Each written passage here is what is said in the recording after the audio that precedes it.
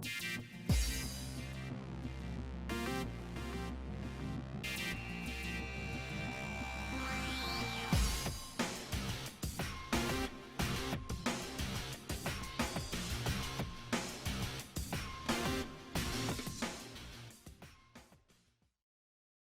I have one thing to say. The Man in the Mirror. Now, if you don't know what that is, I have it sitting right next to me. Valentino is the man in the mirror. And the reason being is he's putting on his own production.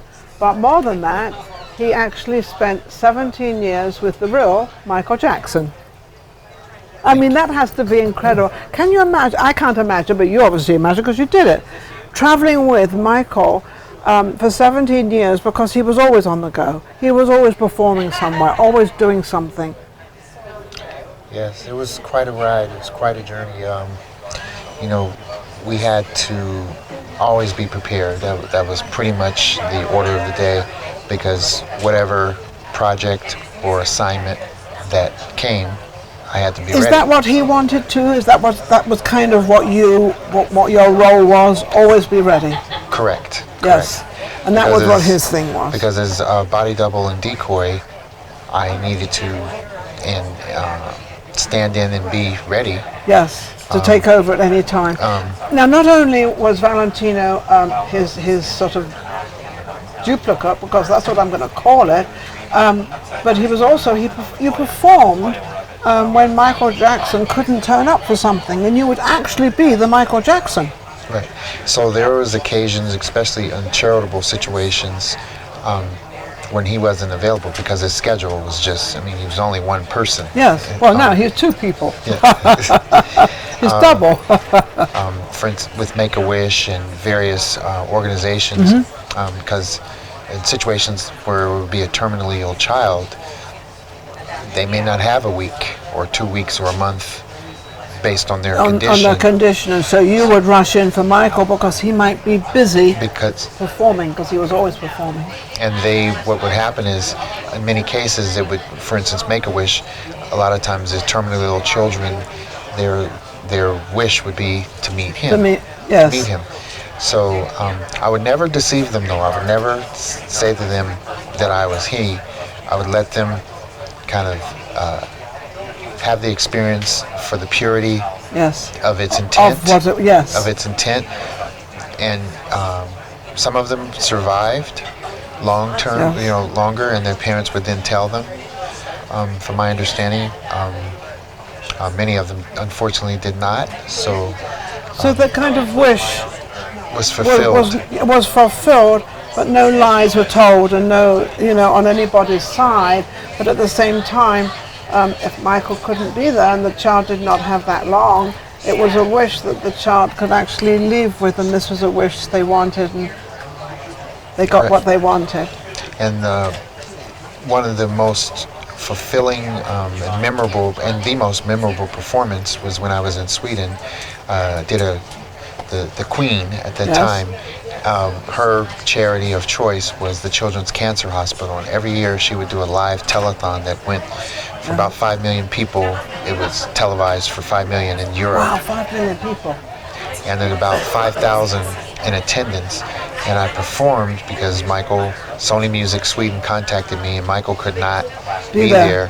But they contributed a bronze, basically an award, a plaque. Oh, a plaque of his Dangerous album, and it was to be auctioned at silent auction. So what they had me to do is come and basically perform to kind of stimulate and startle the audience, and then afterwards they gave full disclosure. It's of not who Michael you were, yes. Not Michael Jackson, but the impact and the effect that they wanted was achieved. And it worked for everyone. It worked for the charity, and those are the most fulfilling situations, because it wasn't about self-gratification. Although, of course, I did it for a living. Well, it was fulfilling something that they wanted. It was a higher than personal purpose. Absolutely, right. Absolutely. So, what was it like traveling with Michael and being with him sort of 24 hours a day? Well, not exactly 24 hours a day, but most of the day of a working day. What was it sort of like? being with him? How was he? It was an amazing. It was an amazing study in greatness and what the work that it takes to consistently be great. Yes, 24 hours a day he had to be on. Yeah, I mean That was his choice, though, wasn't it? Correct. His attention to detail and pursuit of it was amazing because he was not a diva artist that just kind of let everyone else do everything, although he had plenty of people attending. Yeah, of course. But he was actively involved and engaged in every part of the creative process, and that is what impressed me the most, his knowledge and his awareness of all of the elements. And also he had a great compassion, apparently, to other people. Apparently he was very cordial and very nice to them. I would say he was one of the most, if not the most, compassionate, certainly entertainer that I ever met. But just as a human being, I really can't think of someone that I've experienced that was more compassionate and more grounded and humble with his concern, his genuine concern for humans and plants and the environment and animals especially, and how they Neverland how they need to mutually and harmoniously coexist for the better of all of us. Of all of us, yes, that was. Now you met him. Obviously, you were both very young when you met, and you met him through actually dancing, wasn't it? Because you used to dance.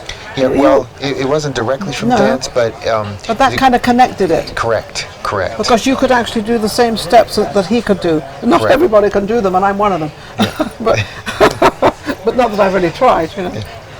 But and you said that was kind of one of the things that kind of sort of bonded you because you could. The synergy, yeah. The same energy.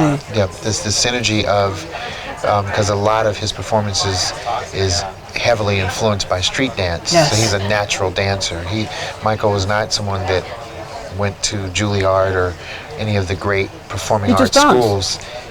He performed from his soul and what was in him, and then he was an incredible sponge of observing beautiful and amazing art and being able to master it and make it his own. So did he practice a lot before he would do a performance? Because I mean, when he came out and did a performance, I've never seen anybody so together and everything was so perfect and so exact, and there was like, I don't think he would entertain any mistake. Oh no, he was relentless pursuit of perfection, and to make sure that all the elements, to the best of his ability, were attended and well presented. Yeah, and he was very, very dedicated. Now, obviously, because of his passing, and everything was very delicate for you. How? I mean, you knew him. You knew a lot of what he did. You were around him most of the time, and then all of a sudden this happens, because it was quite a sudden thing that happened. I mean, one day he's on the stage dancing and doing his thing, and the next stage he's like, he's passed away. What was that like for you? It was surreal. It was like kind of like a hero. Your hero. Right.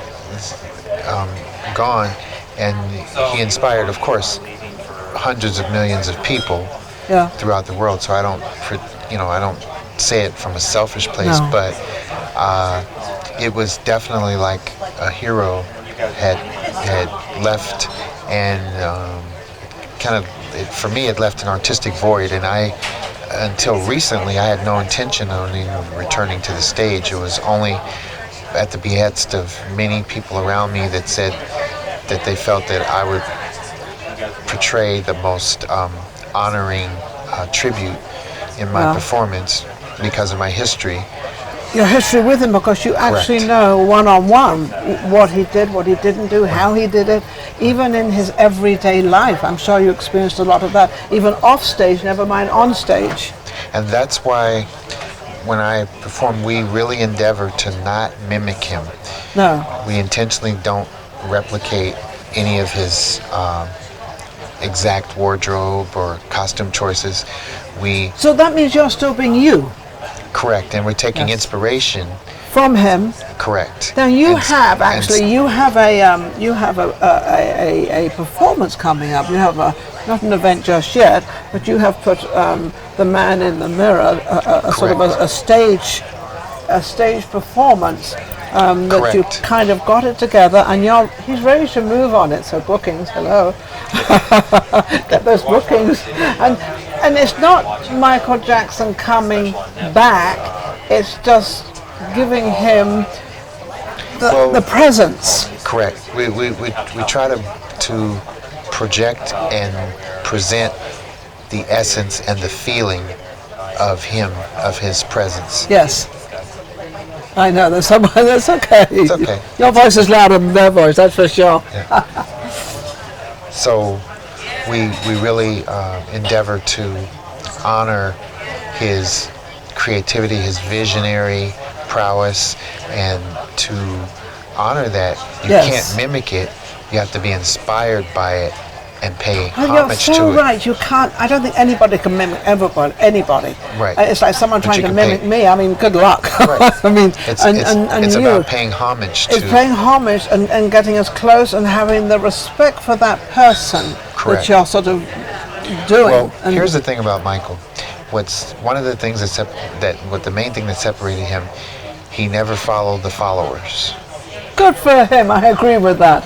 So amazing. In like kind, in order to pay tribute to him,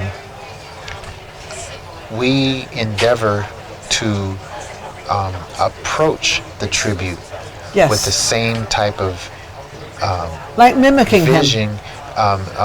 with the same, actually not like instead of mimicking, but to approach it with the same visionary daring that he did. He did, yes. So we intentionally switch it up to where you can tell that it's influenced and imprinted by him, but it's not something that he particularly wore or he particularly did as far as some of the choreography, but it looks like something that is in his style and in his essence. So what sort of show is it? It's obviously a dance and musical show. It's a musical, but it has a storyline. So you have a storyline, you have a beginning, a middle, and an end. We have an antagonist and a protagonist. We can't give any more those information. Details, but see, I'm trying to dig it out. but it's there's a storyline. There's narration, which you're kind of familiar with. Yes, of course, because I'm the narrator for the voice with what you're doing. For The Man in the Mirror, I'm actually the narrator for it all, so we'll see how that works, but apparently they like my voice. Isn't that cool? Absolutely, we're honored. We're honored for my voice. Yes. Thank you, Mom and Dad. Yes. So, and we really are determined to convey the human interest side of him and what his heart was through song and dance. Yes. Of what he would like and how he would like it, because he was so different. And what was near and dear to his heart. Yes. So issues and topics and subject matter that was near and dear to his heart. So it's not just moonwalking and slide gliding. Those are wonderful things. And there's nothing to take away from that. No, but he was so much more than that. That was 1% of what he did. Of what was in his soul. Absolutely. And what moved him. So now we have heard the story from Valentino, which I truly believe is the closest I have ever seen, the closest of Michael Jackson, and obviously being of the 17 years of experience of traveling with him, talking with him, eating with him, and actually being one-on-one, not always on this incredible stage where he put this incredible performance that you can do. Because all the performances that Michael Jackson did, you can do. Well, to the best of your ability. Yes. I'll put it that way. Yes. I can pay homage to all of it. You can pay homage to all of it, absolutely. So it's been an incredible interview. I'm now going to have a young lady, Renee, who's going to be coming on with us, and then I'm also going to have Geraldine Hughes back on. So we're going to all be back on the stage again. This is my stage, the red couch.